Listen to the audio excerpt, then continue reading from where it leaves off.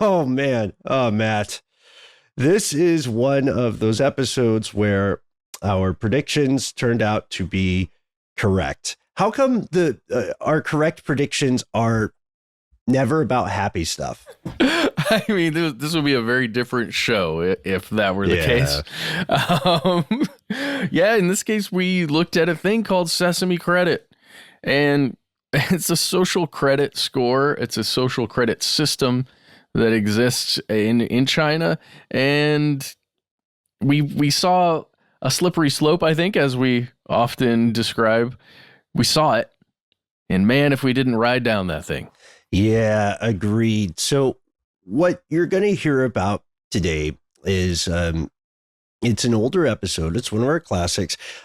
This is our first on-air encounter with a credit system that is not necessarily financially based. If you live in the West, you're familiar with the great racket of credit scores.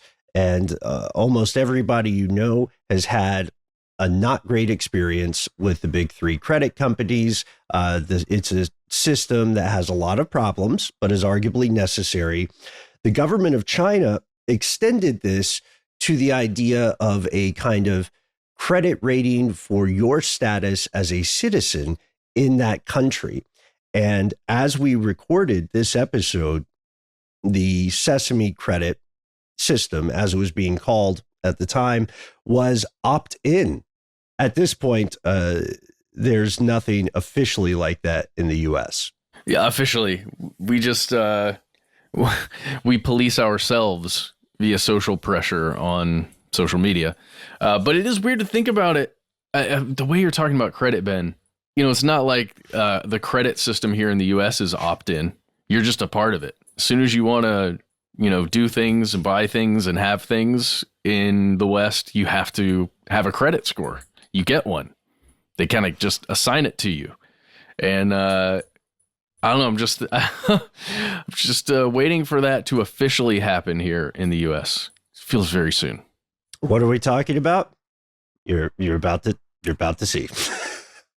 From UFOs to psychic powers and government conspiracies, history is riddled with unexplained events. You can turn back now or learn the stuff they don't want you to know.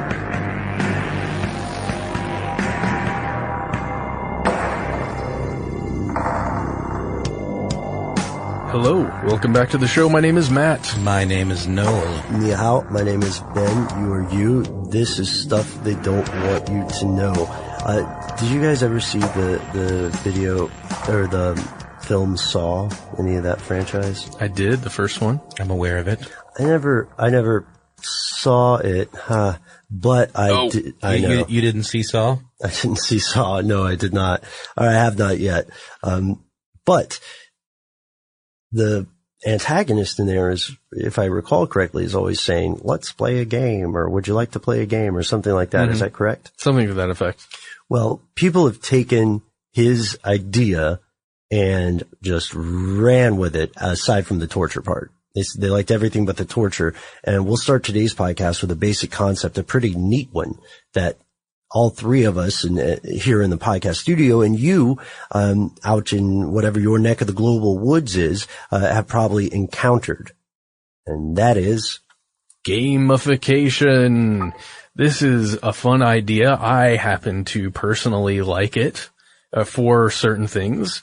This is when you're making some activity. Let's say you're at the gym and you're running or just running somewhere, and you've got something on your arm that's tracking your arm movements or your steps.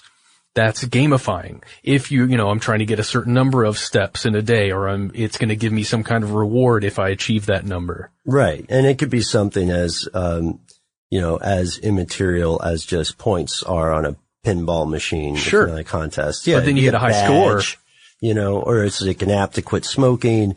Now there might be financial sites. Well, not to mention if you take it to the next level and do a thing like Zombies Run, there's that app that takes that step counting thing and trying to keep up a pace and it introduces zombies into the equation where you're, running away from virtual zombies. So that's fun. I mean, you can take it as far as you want to go. Let's not forget how, Niantic sort of tricked a bunch of nerds into, gamifying their exercise, unbeknownst to them.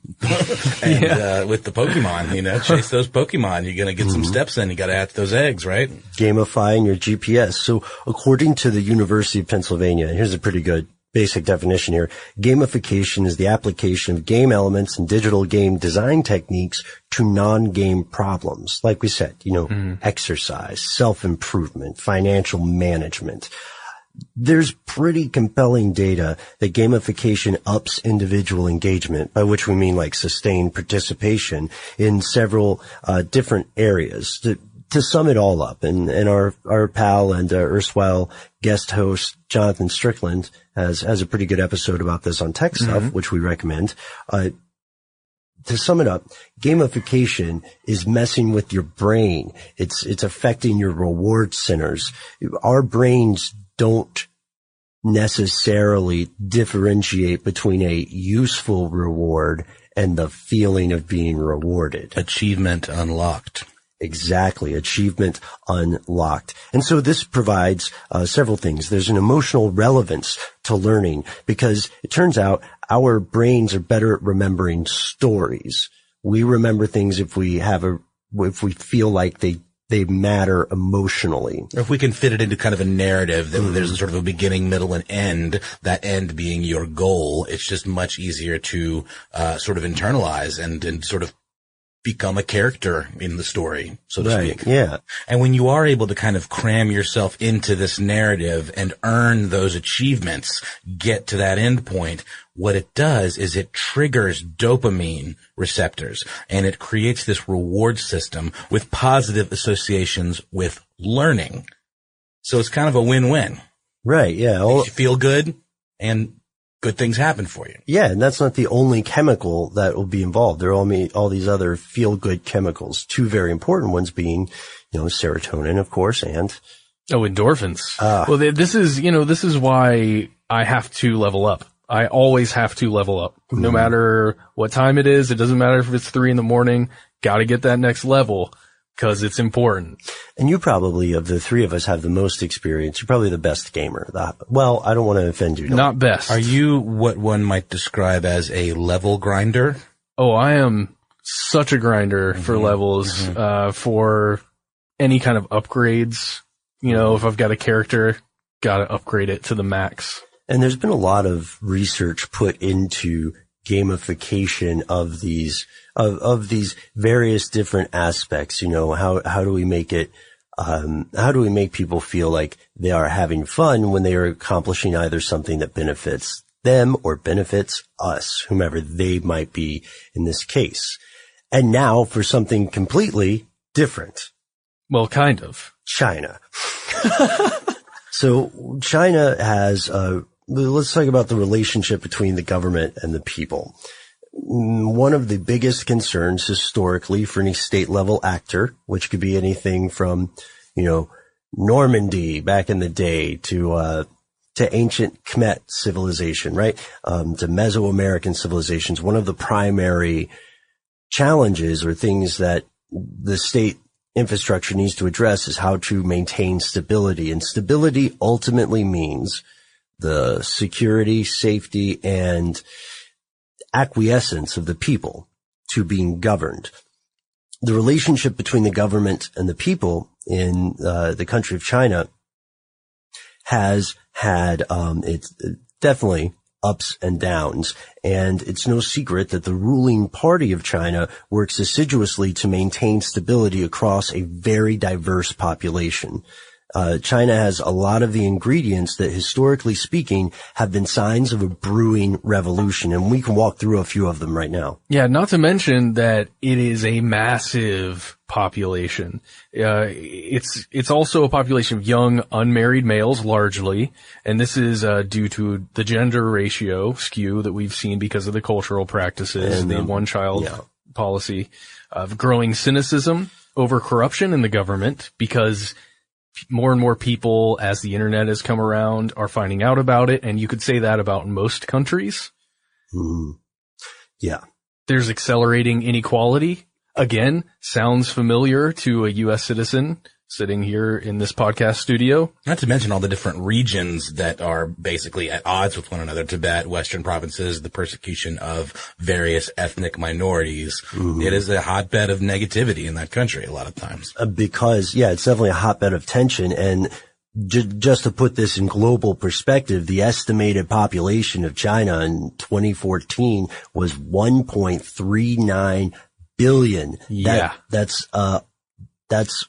almost 20% of the world's population. So 20% of the world's people live here. Huge divides too between the people that live in the urban areas that work in various, they're obviously financial type jobs, also factory type jobs, but then there are more rural agrarian workers that live way, way outside the city where they just do not have access to the same infrastructure as folks living in the city do. Right. And so China's approach to this situation, to maintaining stability, is multidimensional. And that means they maintain a few things that we are all familiar with, like police. Yeah, jails, prisons. You gotta have a place to put the people who do the wrong things.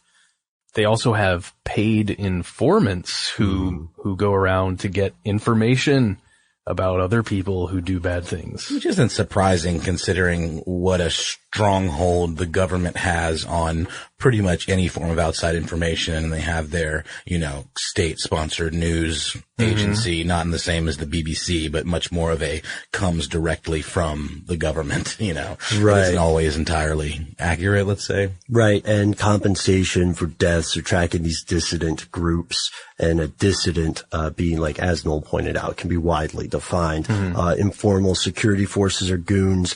This is constantly occurring, and the government pours a lot of scratch into this. Just in 2011, for instance, the expense on national defense was 601.156 billion yuan, or for people who want a dollar for perspective, 90.6 billion US dollars. That's the claimed number. And I think that sounds kind of inflationary, but in contrast, the expense on stability maintenance is 624.421 billion, which means that this government is spending more on, in at least 2011, spending more on internal stability than on external stuff, force projection. And this isn't all, I know it sounds vilifying, but almost every country has some sort of thing like this. Countries have police, jails, paid informants. This is just constantly happening. And it's not all, negative or fear of consequence type stuff too. There are positive things, carrots rather than sticks. Well, yeah, you can rally your entire population, well, most of your population, against some shared threat that we all see existentially or for real. Let's say an historically antagonistic country, one nearby like Japan that China is in conflict with a lot of the time.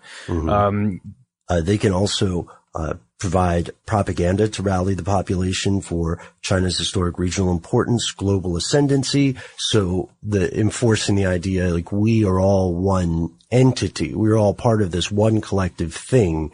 There's no need for us to try to break that or dissent or go into factions. Gotcha.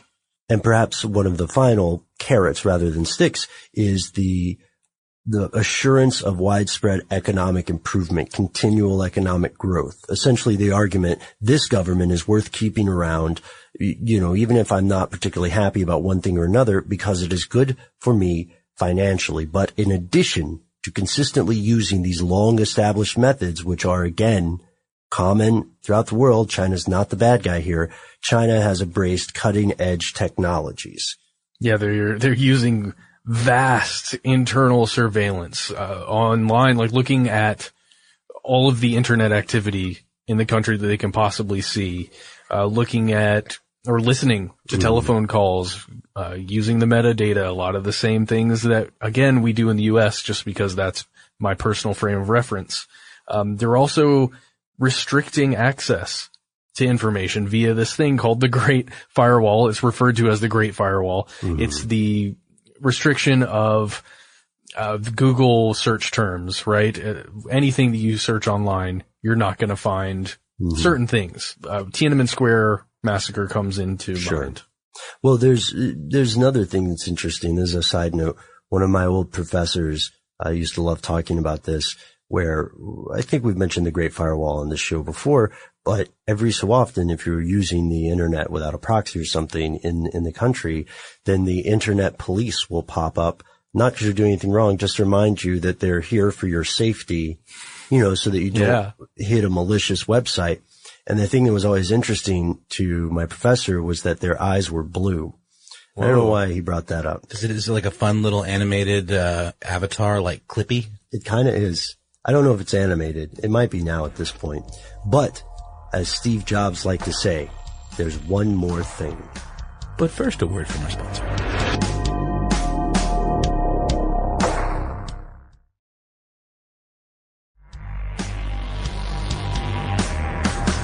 Here's where it gets crazy.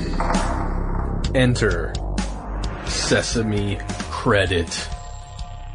So, the Chinese government has decided to take all of these things into account, how important internal stability is within their country, and they've partnered with private industry to gamify essentially obedience among its citizens for the state. So this could be possibly a very dangerous enterprise. It's a social credit system, I guess kind of like a credit score, but critics are already alleging that it's affiliated more so with obedience than with pocketbooks. It's called Sesame Credit. Yeah, it's being constructed for the Chinese government by an outfit called Ant Financial Services Group, which is associated with Alibaba. And if you have not heard of Alibaba, you almost certainly will soon. It is the world's largest retailer as of April of 2016. It's very much like Amazon to me in the way I've viewed it.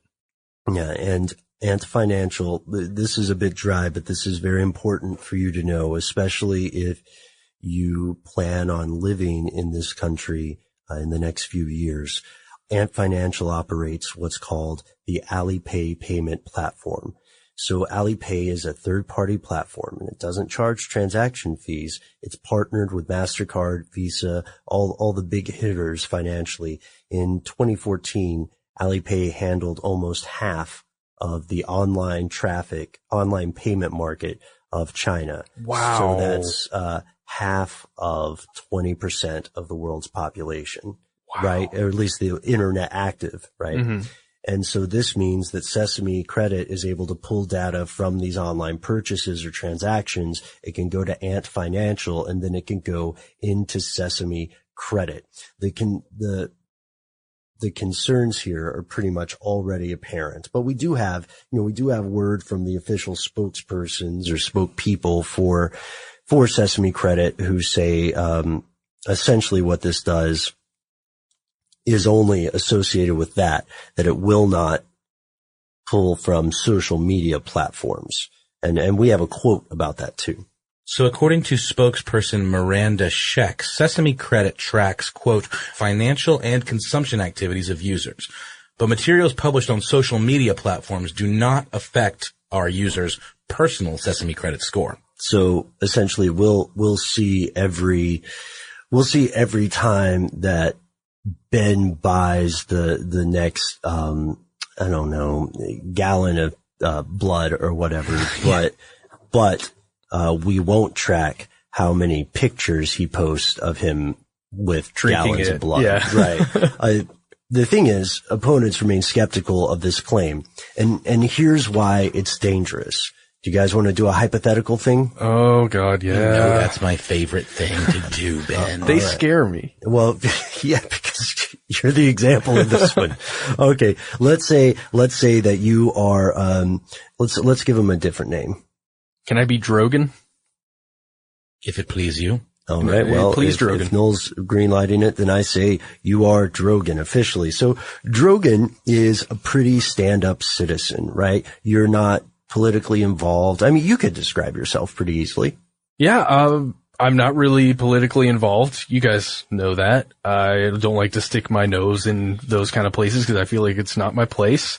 I'll just, I'll go out to eat, grab a drink with friends, but not too often because I like to save money. Mm-hmm. I don't know. I buy all the things that I do for my hobbies. Like I'm a skater. You guys know that. I love to skate. Yeah. I like to run and hike. So I buy little things like that. I've had a solid job for a while.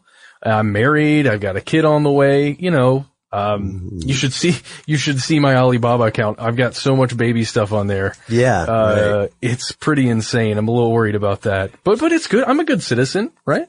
But let's say Sesame Credit does take social media in the account.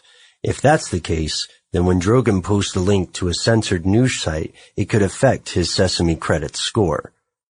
Furthermore, and even more dangerously, it may not matter how good Drogan is, depending on the people he's friends with on social media. But the activities of your friends on social media can have an impact on your score as well. So, your score can actually dip below a certain threshold. And when that happens, your life can get significantly more difficult. What do you mean? Maybe the internet slows down, get throttled a little bit. It might be tougher to get a loan. It might be harder to start a small business that you wanted to do. That's going to be a problem. Yeah. And then your application to various government agencies might get denied. Really? Yeah. So going through bureaucracy gets more difficult. Which, as we know, in a country of that size is already probably not an easy task. So things like moving, applying for travel visas, so on.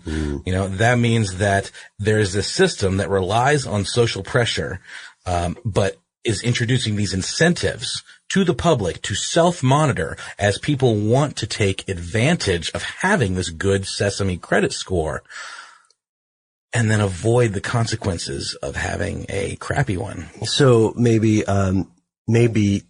Drogan takes a hit to his Sesame credit score and his wife comes in and says, "What happened?" Yeah, cause she can see my Sesame credit score. I can see hers. Maybe we have a joint credit score, Sesame credit score. Who knows? But it is for sure that your activity with the person you probably spend the most time with would be noted and affected. And speaking of notes, it is important to note that at this point, Sesame Credit has not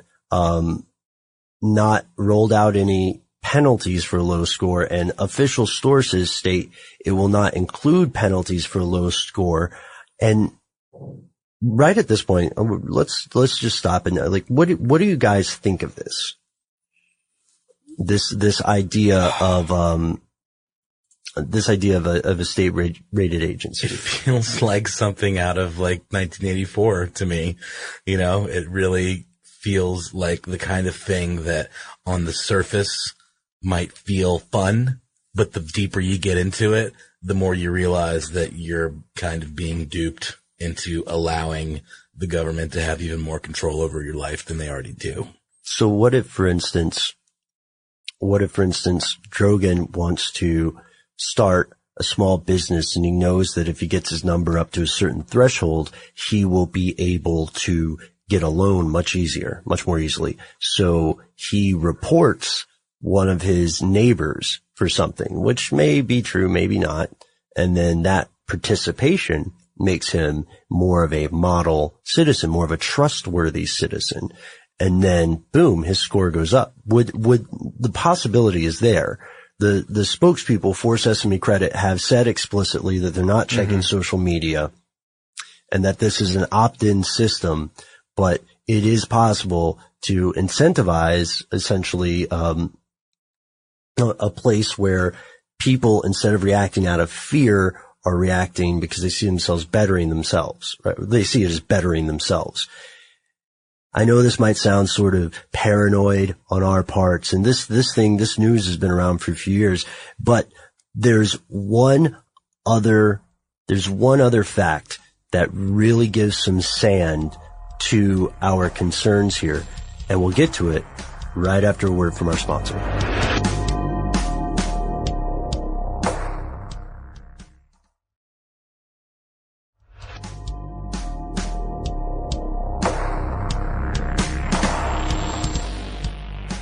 And we're back. Here is the troubling fact about Sesame credit that gives a little more credence, I think, to the speculation around the world about it.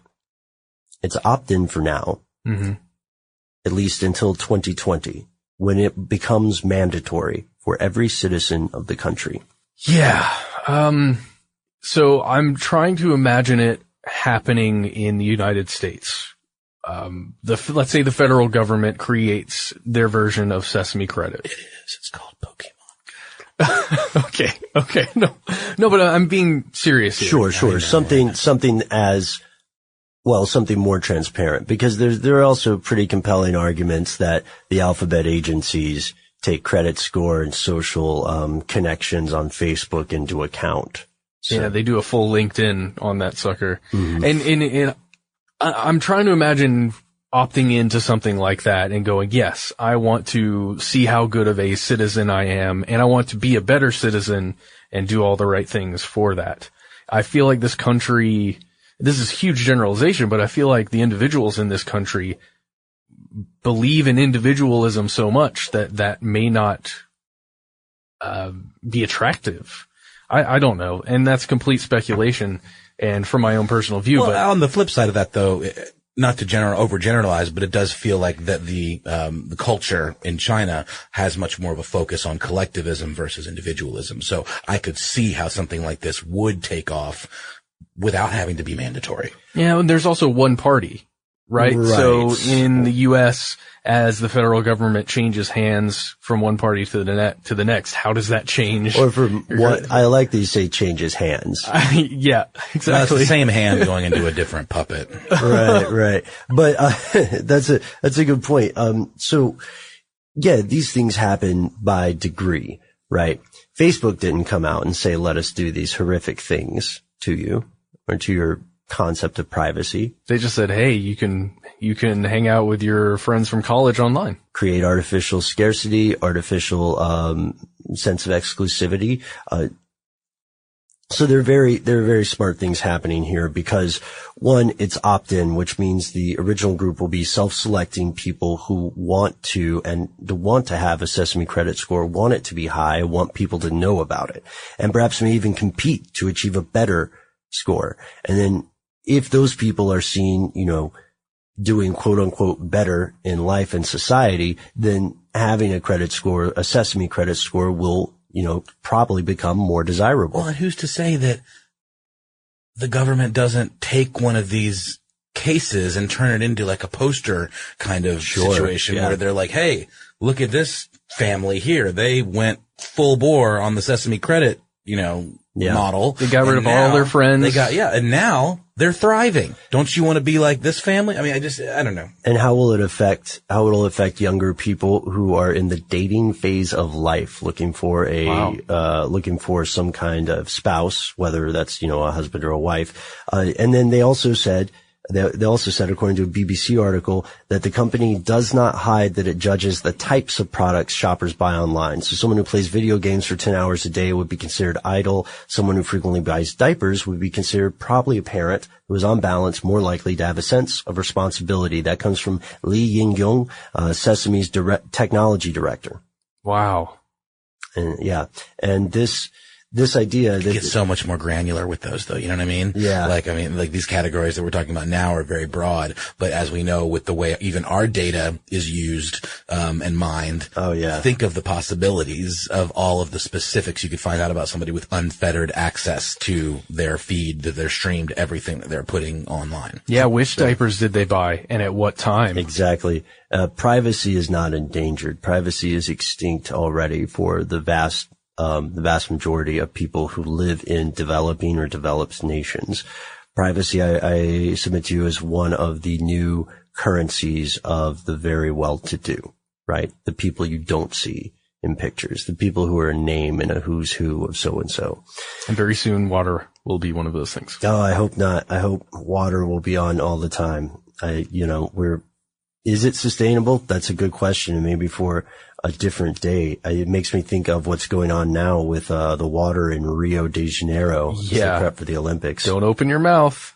Right. And watch out for dead bodies floating. So this brings us to something else. Like the technology is inherently disruptive, right? Mm-hmm. There's this whole, if there was a pantheon for the circle of society, then technology would be Siva the Destroyer, because it fundamentally changes roles of people, institutions, and fundamentally changes timelines. In this case, we're seeing technology change the role of monitoring. If its full potential, again, they say, Sesame Credit says that it's just to do this. It'll be mandatory later in 2020.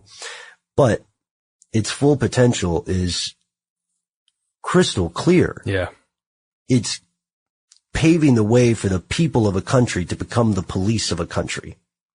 Yeah. Police themselves. Police each other. Yeah, it could subvert the old paradigm of state stability through fear of consequence to a new paradigm of desire for reward. And, you know, that, the other thing is, like, is that necessarily bad if people are there just to follow laws, right? If people have social pressure that's saying, hey, don't, hey, stop, hey, Drogan's brother-in-law, stop stealing all those fiats. Right? You're messing up my Sesame credit score, and I'd really like, who knows, my kid to get into a good school. Mm-hmm. Like when we hold other people hostage for things, or other people hold us hostage for things, that becomes a powerful and probably more cost-effective means of controlling people. I think the concern is that it's bad if there's it's bad if there's a bad government, right? That says exactly. That says we're interning everybody of, you know, Korean descent, or we're interning everybody in Tibet, which probably would never ever happen. Yeah, or just, you know, allowing any kind of abuses, just outright allowing any kind of abuse in any country that would allow that had this kind of system on. It would be dangerous.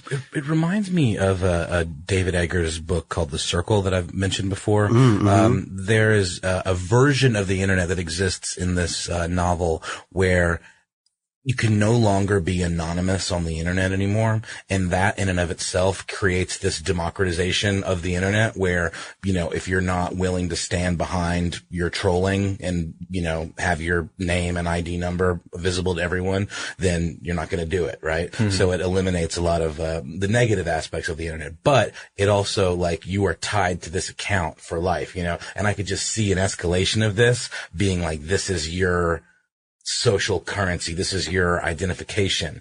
Everything, your record, your permanent record, right. Everything that happens in your life is stored in this account. And it's all kind of tied to information technology. Mm-hmm. So it follows you around and you can never escape it, short of like wiping, you know, doing like a Mr. Robot style hack, you know, and just totally annihilating the record. It's a digital shadow and it follows you. Yeah. When you combine that technology with surveillance technology, mm-hmm. you get something that's extremely close to a digital version of our concept of God that knows everything you've done, or Santa Claus maybe. He knows everything that you're doing when you're naughty and when you're nice. He sees you when you're sleeping, knows when you're awake. It's a creep. Yeah. Well, I mean, really. These are excellent points. They call it God view. With Uber, you know, they have like a view where they can see everybody that's on the grid in Uber. They call it God view. And that's a tech term for any kind of platform that has users where you can view everyone where they are geographically at any time. Take a thing like this where not only maybe Spotify has a gazillion users or whatever, but this is literally everyone. So there could also be, we talked about some of the cons. I want to talk about some pros just to give at least a fair thing. Sure. So it's not a complete condemnation.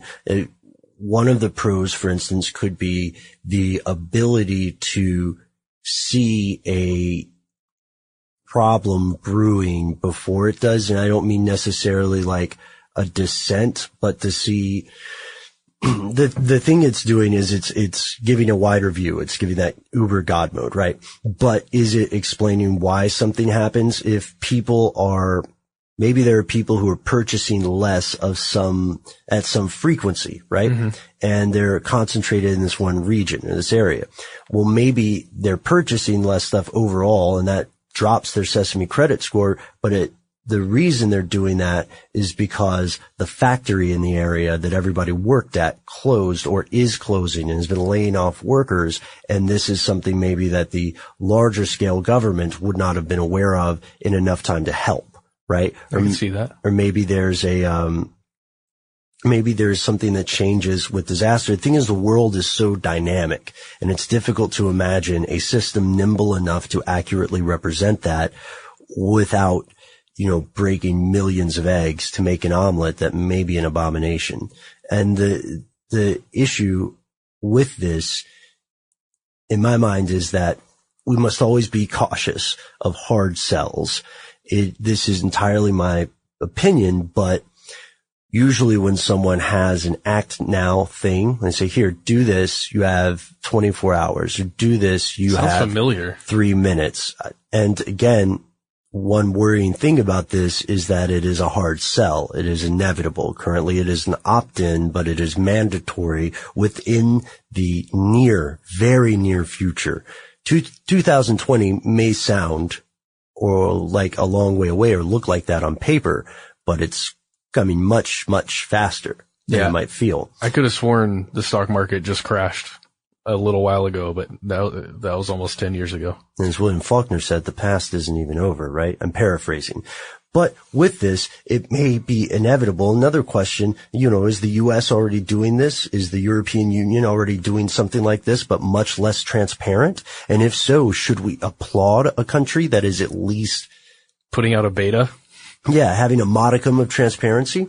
And what does this lead to in the future? Does this mean that will be the end of what exists as free speech in this country?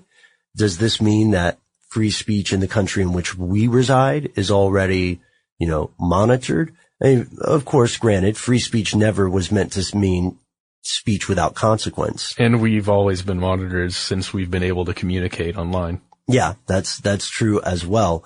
So we would like to hear your thoughts on this. What do you think? Is this actually going to happen? Is Sesame credit, what is Sesame credit's credit score here?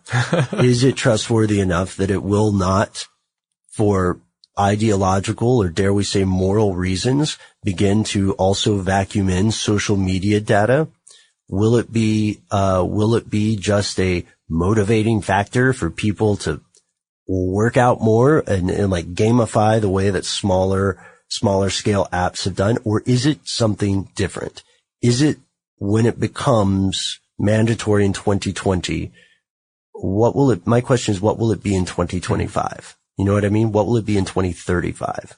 I just thought about, Ben, before we get to how to send your questions for that stuff, is that it doesn't even really matter if Sesame credit itself is tracking all that stuff and putting it together, because some third party can just take the data which exists, especially if they're if Sesame credit's selling it like many other social media companies do, selling that data they collect to third parties.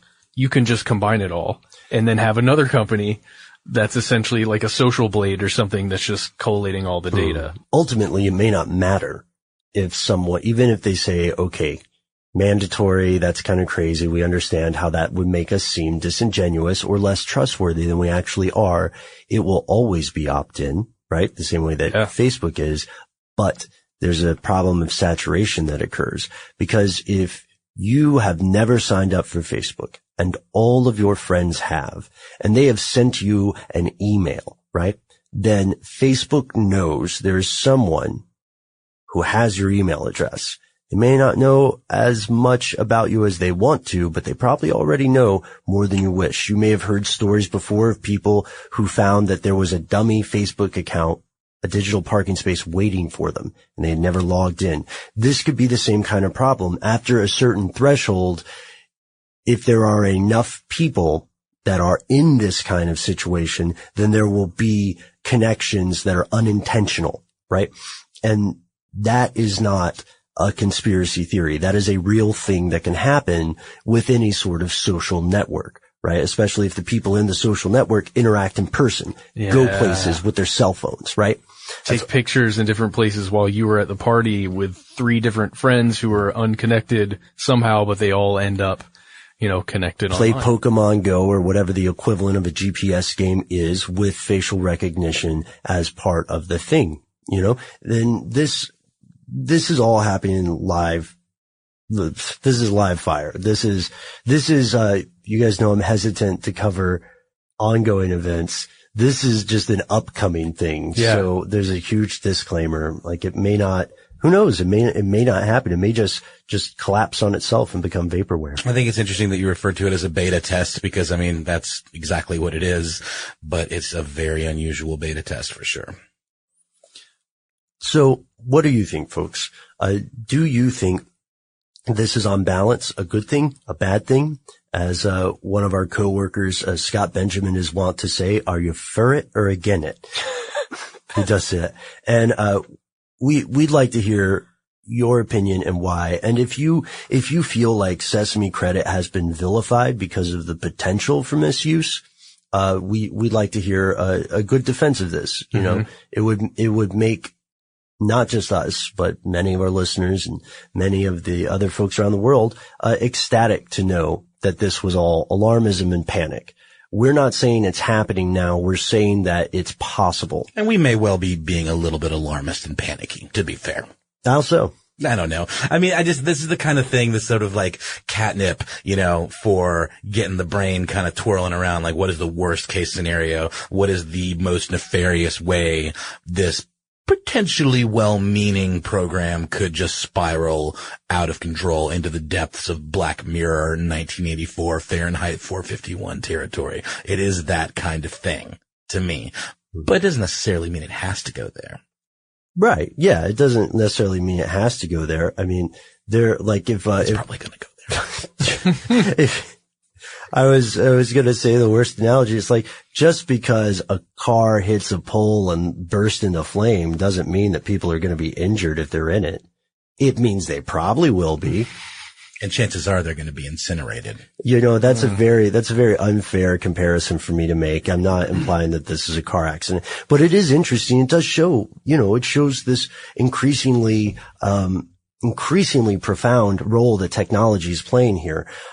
So we would like to hear from you. Let us know what you think. You can find us on Facebook and Twitter, because we do have a Facebook page, and it probably knows way too much about what kind of pizza the 3 of us like. You can find us there. We are Conspiracy Stuff. You can also find us on Instagram, where we are Conspiracy Stuff Show. Where you can see my brand new Space Camp t-shirt sent to us by listener Paula H. because she took pity on me because I had never been to space camp.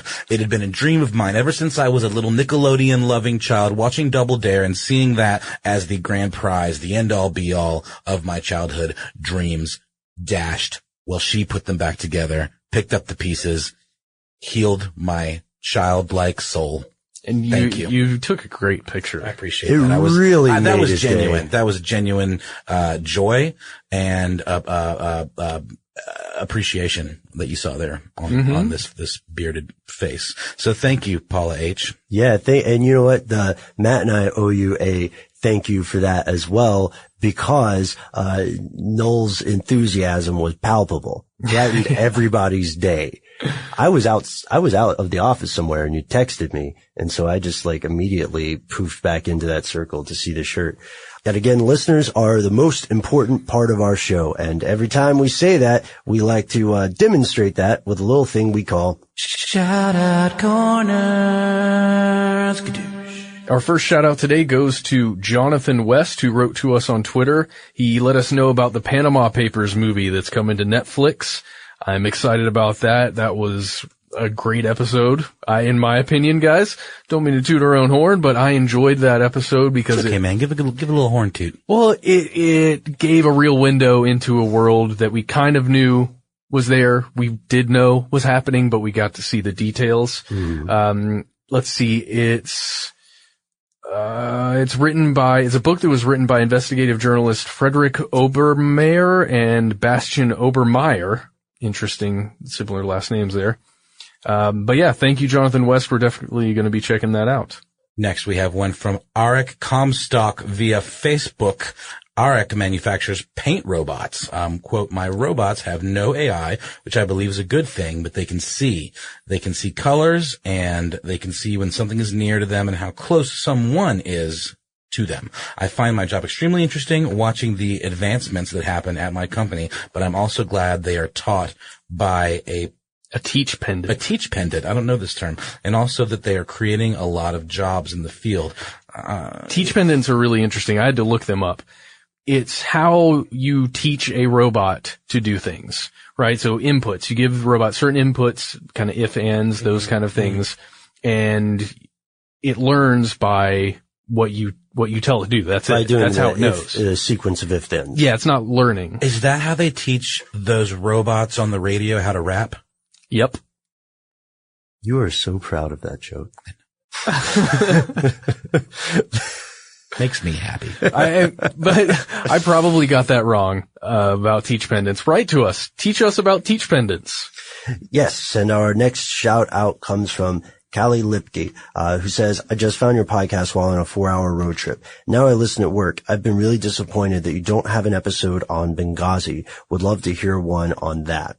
That'd be the attack on the U.S. Facilities there. Yeah, the embassy. Yeah, I don't know. That could be a rough one, but we can at least look into it, see if there's something worth our time. Sure. What do you know about it? What did Hill Dog know about it? The allegations of, the emails, right, that were released by WikiLeaks regarding, the Hillary Clinton's campaign or Hillary Clinton's activities while serving as Secretary of State under the Obama administration.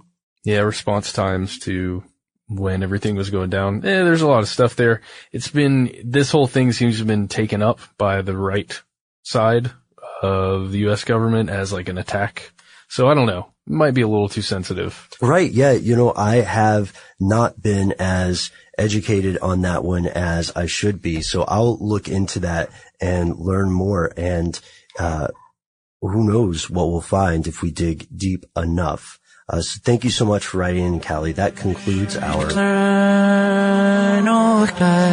But that does not conclude the stuff they don't want you to know. I mean, in this episode, yes, this is clearly the end of the episode. We're done. You can check out some other stuff we've done about international relations, about disruptive roles of technology by visiting our website, stufftheydon'twantyoutoKnow.com.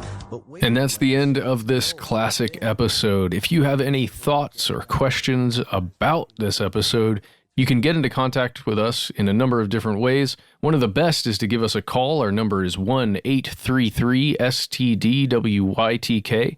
If you don't want to do that, you can send us a good old-fashioned email. We are conspiracy@iHeartRadio.com. Stuff They Don't Want You to Know is a production of iHeartRadio. For more podcasts from iHeartRadio, visit the iHeartRadio app, Apple Podcasts, or wherever you listen to your favorite shows.